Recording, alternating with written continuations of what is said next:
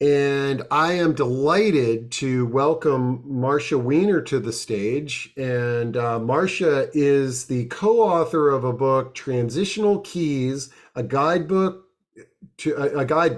rituals to improve the quality of life of older adults. And welcome, Marsha. And I feel very lucky to have received a copy of your guidebook.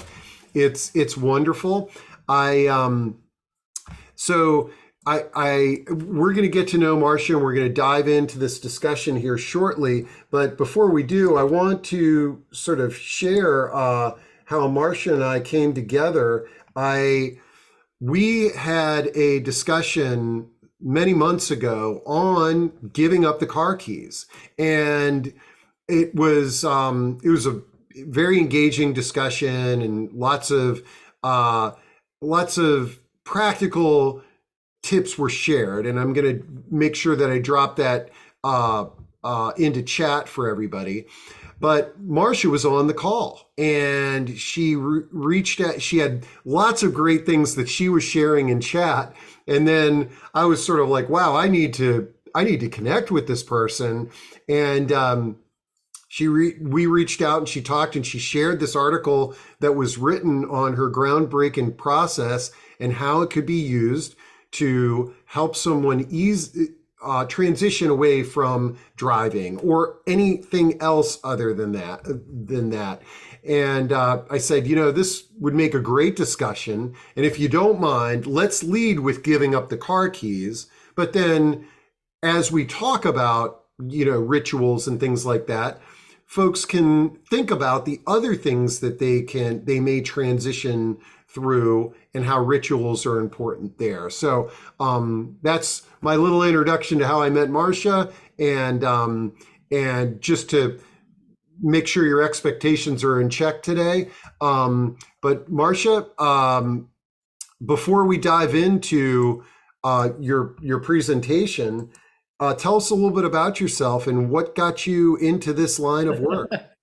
Okay, well, thank you, Steve, for inviting me, and glad to be here with your community, which is really wonderful. My path has not been linear. I started out as a young person. I was a modern dancer in New York, very involved in the art scene in Lower Manhattan. Got a couple of college degrees. I was teaching at New York University, comparative dance forms. I was always very interested in folklore and that kind of thing. And then I got a job teaching kindergarten. And that launched me into creating a lot of products and programming for young children. A couple years later, when I moved to Northern Virginia, excuse me, I have an end of an old cold. When I moved to Northern Virginia, I realized that a lot of my closest friends were gerontologists doing some really fascinating work, especially in the field of creativity and aging. I knew Susan Pearlstein, who had done Elders Share the Arts for decades, working with a variety of communities of older adults. Andrea Sherman, a very good friend, was at NYU at the Gerontological Educational Consortium. And I got to know Gene Cohn very well, who started the Department of Aging at NIMH. I worked with him on various projects. So it was during that time that Andrea and I put our heads together, and one of the things that we created was Transitional Keys. And that is kind of a nice segue into the short slide deck that I've got. If you want to just segue into that. Absolutely. No, this is great. And man, Gene Cohn was quite a pioneer, wasn't he? He was a remarkable friend, a stellar scholar, and absolutely a pioneer in the field of aging, that's for sure. So you can go to the next slide, and you'll see that Andrea and I were inspired by anthropologist Barbara Meyerhoff. And she was an anthropologist who did field work with indigenous people in Mexico. Next slide, please. And when she returned to UCLA, she decided she wanted to study older Chicanos in Los Angeles. And they said to her with a certain amount of candor, why don't you study your own people?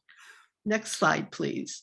So she turned her attention to a Jewish senior center in Venice, California. And this was the beginning of the 1970s, when Venice, California was in a downward spiral. Socioeconomically, it was crumbling. It was really in a bit of trouble. But this senior center was still a magnetic hub for a bunch of immigrant Jewish people from Central Europe, Eastern Europe.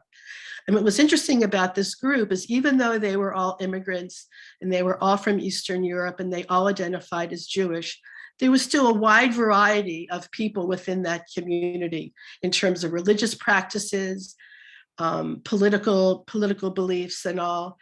And in her study of these people, Barbara Morrow have concluded, here's a quote from her, that there is a universe of differentiation that remains a cultural wasteland for each of us to calculate and navigate alone without the aid of ritual or symbol. So Andrea and I decided to dig into this issue of what is ritual? Are there elements we can distill that we can apply to the transitions that go into the second half of life for older adults? Next slide, please. And just the very use of the term ritual is very provocative. I mean, I'm sure anyone listening in is thinking about it, and it can really scramble your brain a bit. I mean, where does ritual versus routine, ritual versus ceremony? If a ritual is rooted in a tradition, when does a tradition become a bad habit? Does a ritual event have to be repeated to have meaning? So there was all of this bushel of questions that we just decided to live with and just to continue to explore what is ritual. Next slide, please. And of course, next slide, please. The first thing that we realized is that there are a variety of rituals. The phrase we now use, I guess, is a spectrum. They're personal rituals. Some people think about the beginning of their day. They'll get up, they'll brush their teeth, they'll do 20 minutes of stretches. They'll have their favorite cup of coffee in their favorite mug. They'll do the crossword and then they're ready for their day. Now, is that a routine? Is that a ritual? Does it matter the difference? We can talk about that later. Next slide, please. They're family rituals. They're the idiosyncratic things that hold families together.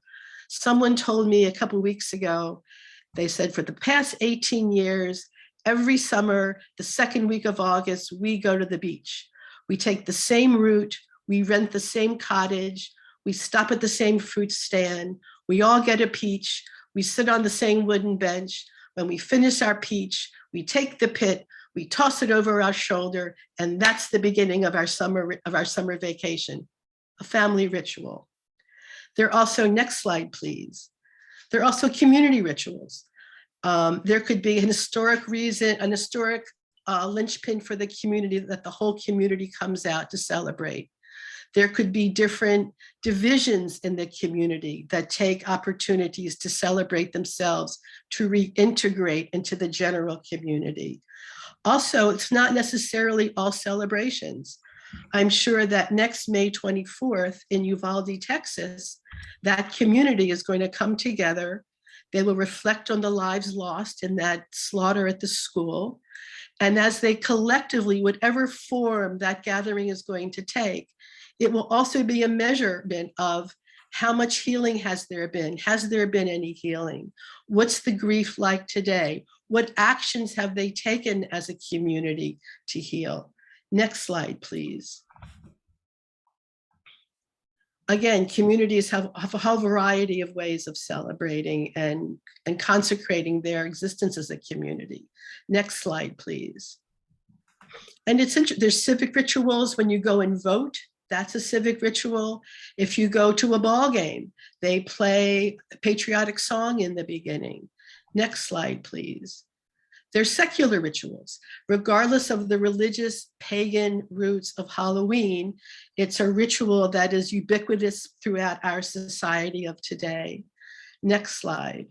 And again, this is the Tooth Fairy. And again, anyone who spent time with young children knows that their day is a snowball of transitions.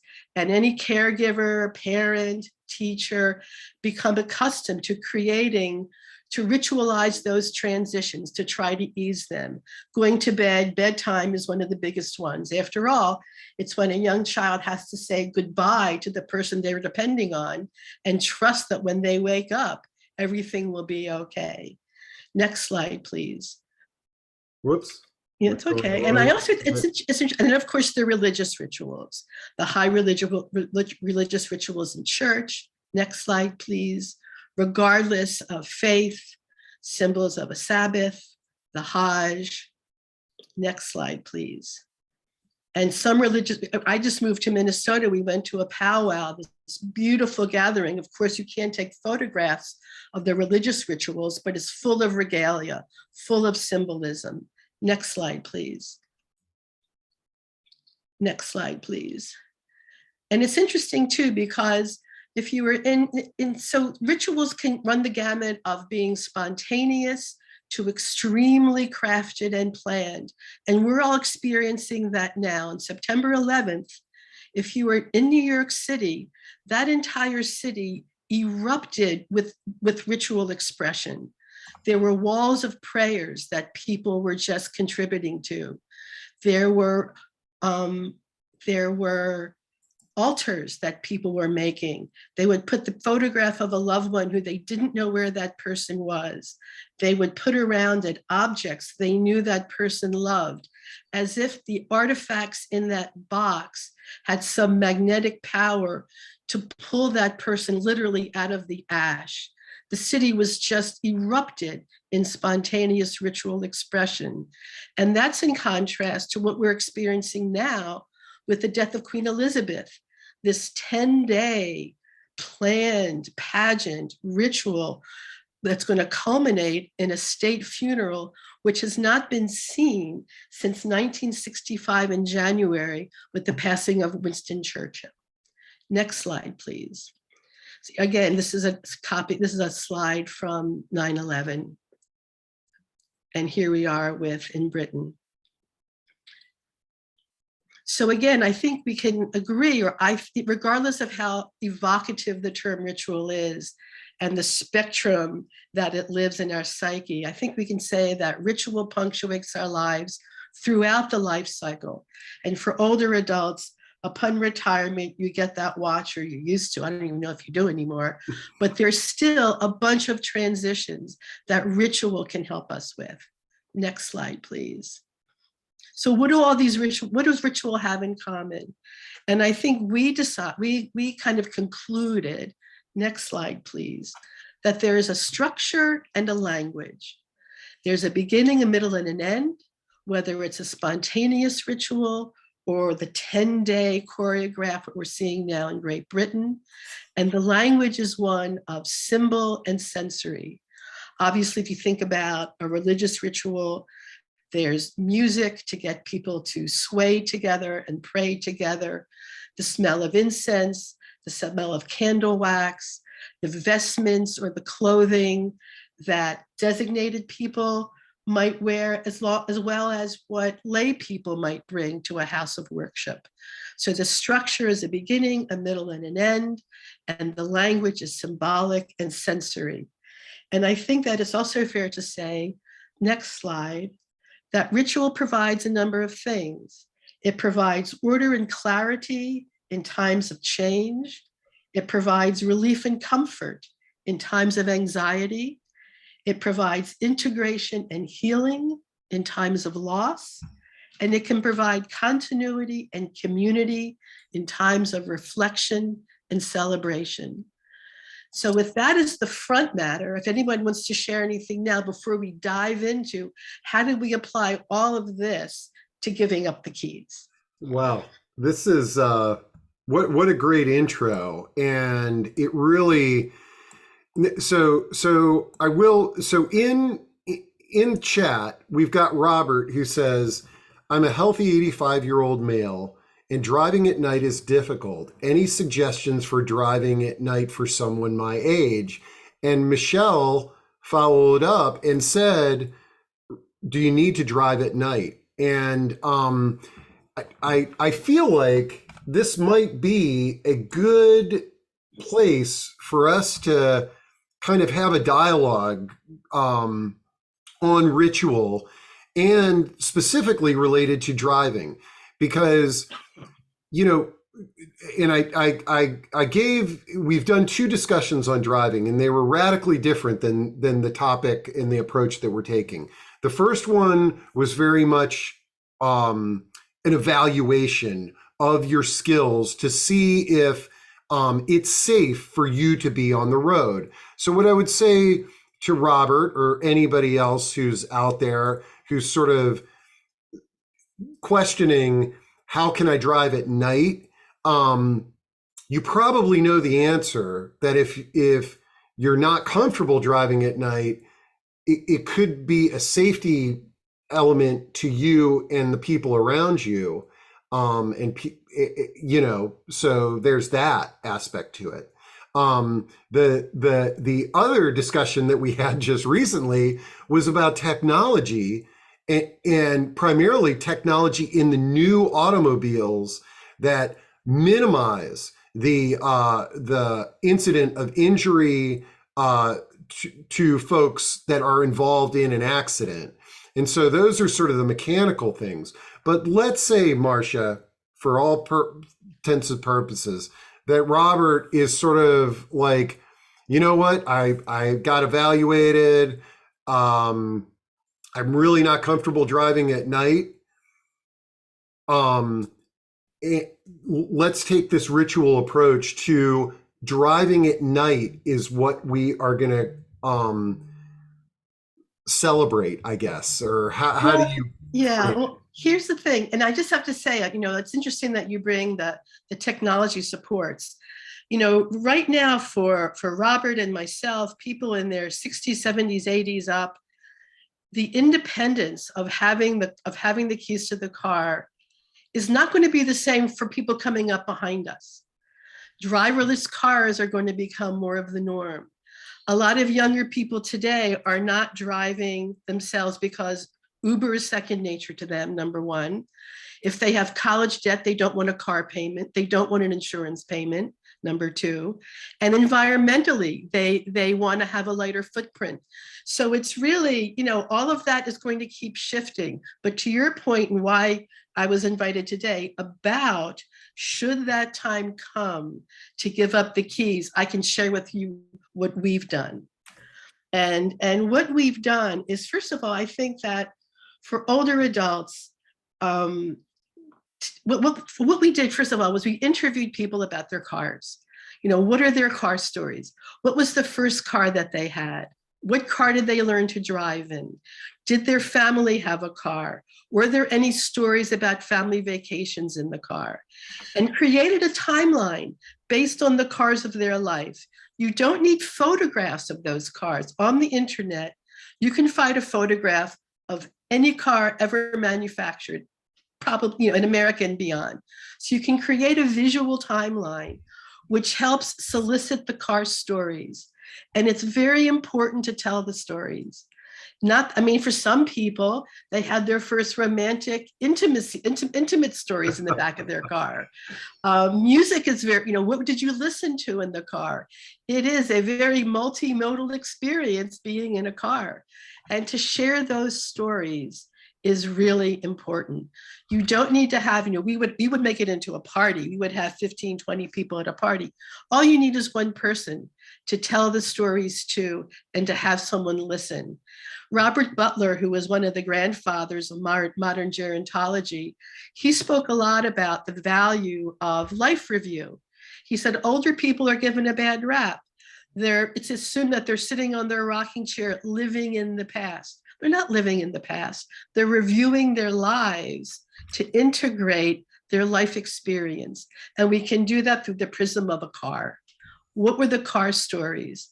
And then what we did for the ritual component was collect receipts, car payments, insurance, maintenance, all gas. What was gas like in 1952? What was gas like? What were you paying 2 months ago? Collect all those receipts and you can burn them. You are free of that financial obligation. And then, of course, there are the IOUs or the commitments, the the chits from your community of people who will say, I'll take you to the library, I'll take you to the movies, I'll take you nowhere. When you just have that itch, you want to be on the road, I'm your gal, give me a call, and we'll often go. So there's that. So you're reflecting on the past, you're honoring the present, that, yeah, I'm going to give them up. You're letting go of, yes, you're letting go of some freedom. You're also letting go of some burden so you can enter in the new normal. There were a couple of opportunities where we handed the keys over to a younger person, a grandparent to a grandchild who's going to get their first car, or to, some other younger person in their orbit. So that was how we used the elements of ritual. There was the beginning, the middle, and end.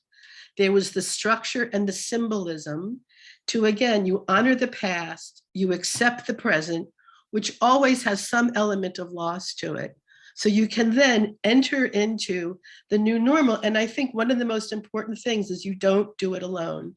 You do it in community. It doesn't have to be family. It can be your, the community you've created through your life experience. So, this is, look, the folks that are tuning in to look for kind of like the specific technology, or like I saw somebody had talked about yellow glasses for driving at night. We can help you with resources like that. I threw some in there, but I'm fascinated by this discussion, because not just for driving, but like for moving, leaving the family home. These two topics are things that people call me agonizing over every week of the year. Yeah. Giving up the home and driving.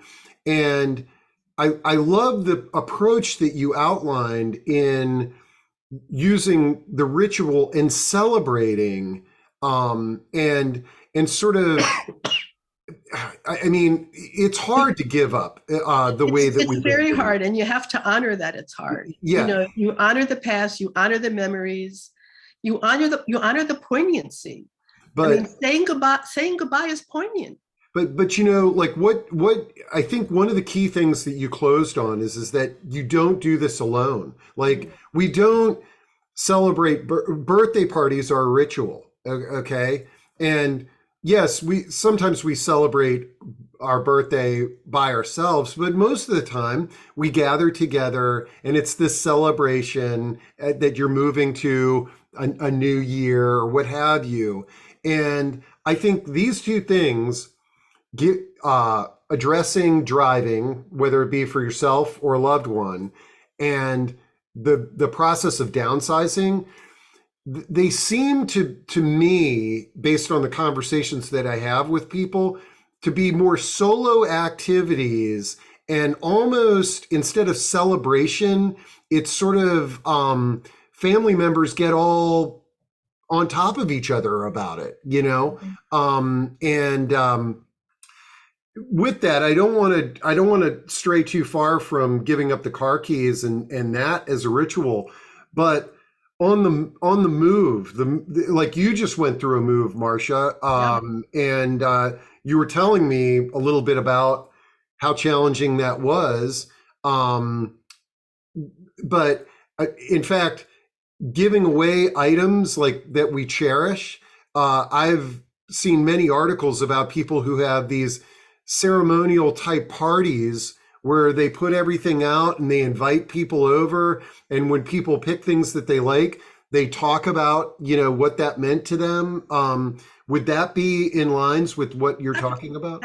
Absolutely. And again, it's the sharing of the story, which is important, which is where the value of it is, I think. I mean, when absolutely you lay the items out, and it's very powerful. It's you just can't toss it in a box and walk away.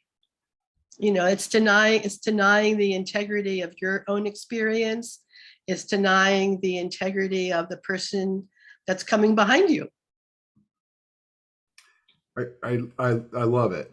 Now let's see. Charles says, the automobile and the home are two primary pillars of independence in our society. Many times individuals have to give up both simultaneously. Very difficult and potential threat to one's identity.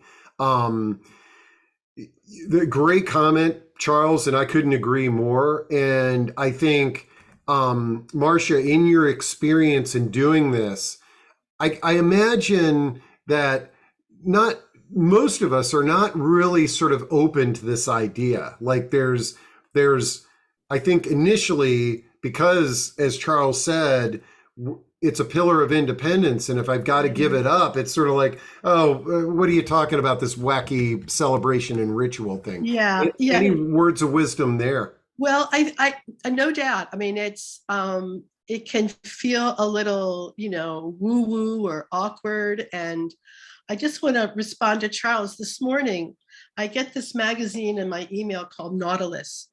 And there was an article that was an excerpt from a book that just came out by an anthropologist who teaches at the University of Connecticut. I'm going to bastardize the pronunciation of his name, Dimitri Zalalakis. And his book is called Ritual: How Seemingly Senseless Acts Make Life Worth Living. And the excerpt that they opened up with was a description of what the tennis player Rafael Nadal goes through every time he plays a match.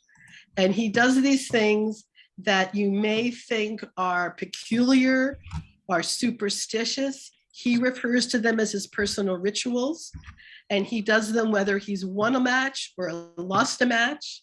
And it's, again, I'm contributing that to try to mitigate the awkwardness that you might feel, to try to begin to entertain how, by using the elements of ritual to make these transitions, you are essentially combating what Charles suggested. You are honoring the sense of self rather than letting it be robbed from you.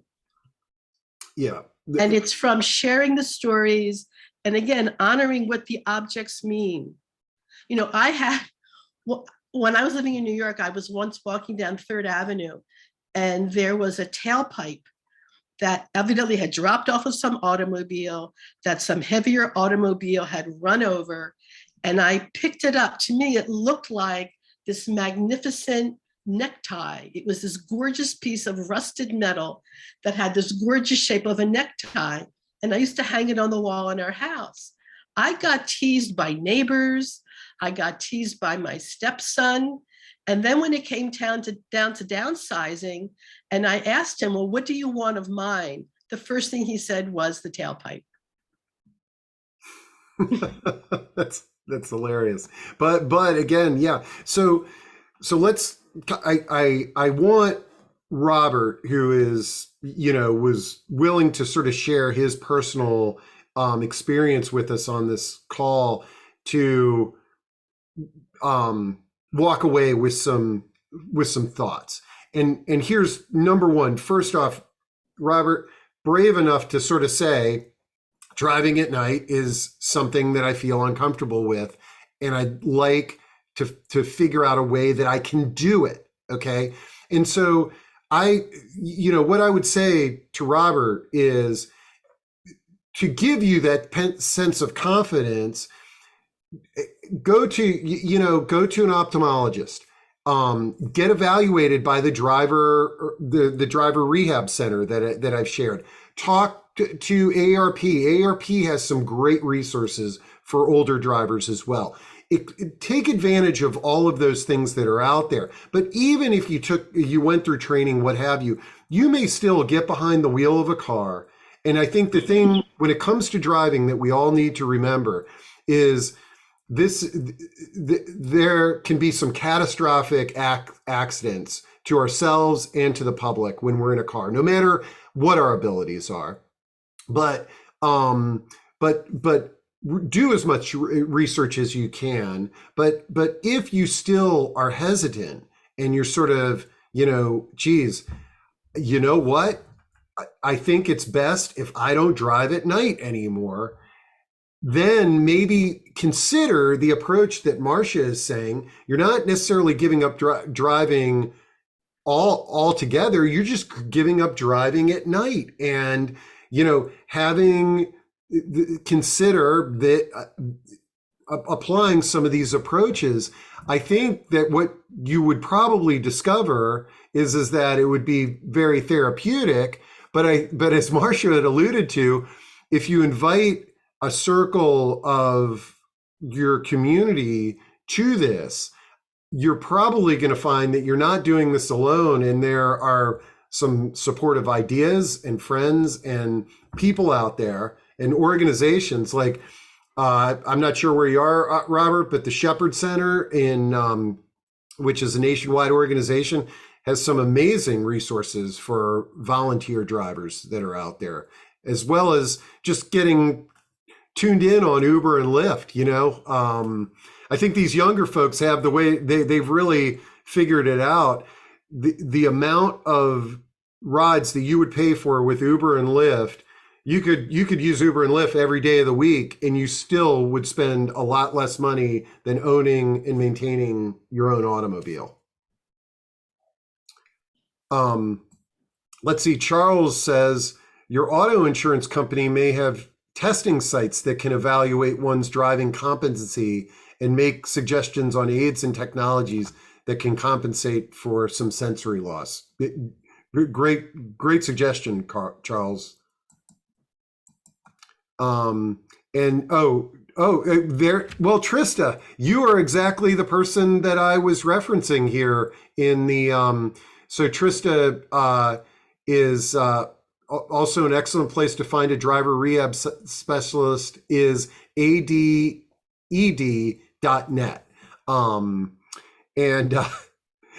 Jennifer, we've got a tennis fan in the audience. You had to bring up Rafael. Although it was exciting seeing a local DC player beat him in the U.S. Open. Nadal is a great player, one of the best ever. His court behavior suggests he may be on the spectrum. It's not simply a ritual. Yeah, I like how he deals with his towels. And Trista, everybody can read in chat. Trista is one of the driving rehab specialists that I was telling you about, and she put her contact info in there in chat. So Marsha, we've talked a little bit about creating these rituals for giving up the car keys and giving up your home.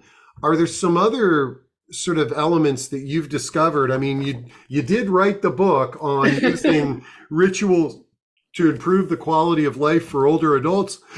There's some other things that came out of your research in putting this together? We did our initial study was working with older adults who were making the transition from independent living to assisted living. And that was as much, there was as much value of integrating elements of ritual for the older person as it was for the staff, because the staffing of facilities tend to, as we know, those facilities are businesses. And sometimes it's, certain considerations get lost in decision-making processes. And sometimes, so we worked a lot with staff members to ritualize welcoming people into the facility, to making them feel, comfortable at least, especially in the dining hall. It was very interesting too, how the dining hall in a lot of these facilities was a rather sometimes embattled environment for the staff. And we enacted a series of rituals for the staff to help them feel, to give them a fresh approach weekly or monthly to the dining hall. And it was, sometimes it used to be if you moved into a new house, you were given a salt shaker and a broom. And we use things like a salt shaker and a broom to sweep away the arguments that they witnessed, to wash. And it may sound a little juvenile, but I can tell you that it's not. There's that awkwardness of allowing yourself to act it out, to use the symbols, to express yourself and tell the stories, so then you can start anew. Yeah. And well, I think this is fascinating because I think that while many senior living communities, and I'm sort of thinking of, like, let's say somebody they're in a life plan community and they're transitioning from independent to assisted, like you said. On the continuum of care. I feel like, especially today, that communities are much more progressive, and they've evolved into really looking at the person and what have you. But this is a great reminder because, like you said, it's a business, and it's sort of like, and when it starts to turn into, I'm getting X person out of this room and moving into this room, then it's not person-centered care. And I think about hospitals are another great place where this occurs, is that where somebody has an accident and they're in the hospital, and I hear this on a regular basis.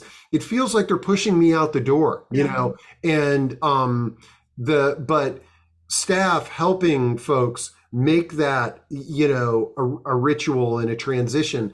I think this is one of these things where, it does seem a little bit odd. And I admit that probably there's people in the audience right now shaking their heads. It's like, yeah, it's never going to work with my dad or what have you. But I think for those of us that are out there is that if you can begin to sort of exercise this muscle like Nadal does, and establish these rituals and celebrate these changes that we have in our lives as we go through life, it will be more comfortable and more familiar. And I think that, again, like the extreme example, like what happened in New York City at 9/11, there is an inner impulse. I think there is an intuitive impulse to honor transitions and to not get in the way of that, so that you can fulfill that. I know that my dad had dementia and was in a long-term care facility. And I got very close to the staff people that were caring for him. And for them, it's very difficult. For the staff, it's very difficult when someone they've gotten close to, who they've been caring for 5, 6, 7, 8 years, when they pass, they've gotten close to the family. I got very close to his caregivers. And, we had a ritual together. I just got over my own discomfort with it and just thought, put my mouth where put my life where my mouth was. And it was very valuable for all of us, yeah. I realized I put in the link to the book that you, the ritual book, How Seamless Acts Make Life Worth Living. But somebody was just asking about your book. And your book is Transitional Keys, a guidebook, rituals to improve the quality of life for older adults. I did a quick search on Amazon. It's not there. Is the best way for people to get that to email you? Absolutely. Okay. So I am dropping Marsha's email contact in, and she will send that to you, or give you information on how you can get that. Absolutely. And it really is. It really is a workbook that you can walk through a variety of things. And then what I like is it really has a bunch of case studies in here, like the one we were just talking about, a welcome ceremony at a senior living residence. And like, you think about having that downsizing party where you're giving away things, and then the welcoming party at your new home. Yeah. And I think one of the challenges that Charles brought up is that a lot of these transitions that we are going through as older adults,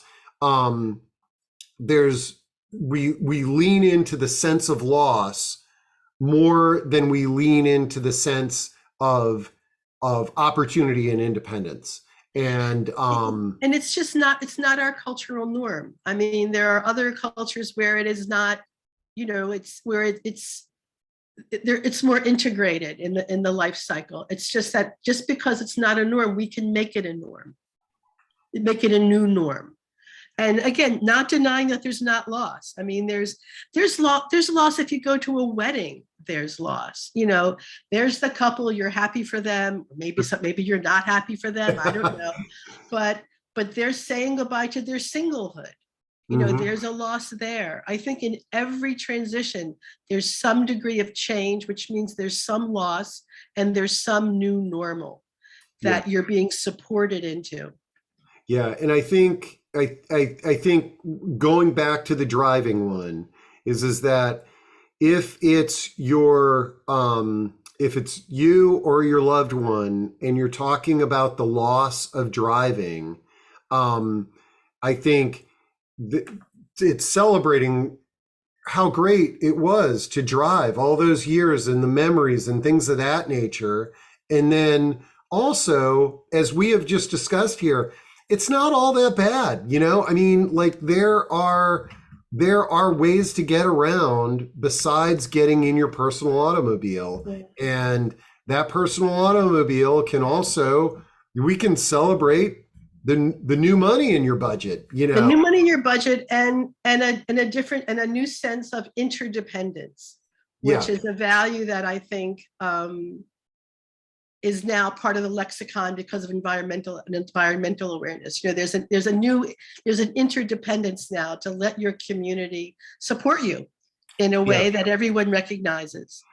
And I mean, we're having a discussion later this month on identifying your network. Okay, like we've got this wonderful. Glenna has this wonderful platform where she graphically sort of illustrates your network through a series of interview questions and then discovers the weaknesses in your network. And those weaknesses may be areas where you pay somebody, an Uber driver, a Lyft driver, or you need to establish some ties in the community, like with a Shepherd Center. And the Shepherd Center, I know in the villages, I use this synonymously, Shepherd Centers and villages, one of their main deliverables is giving rides to people as volunteers. And there are tons of people out there that are signed up that want to give their neighbors a ride because they want to help someone and they want to be connected to their neighbors and their communities.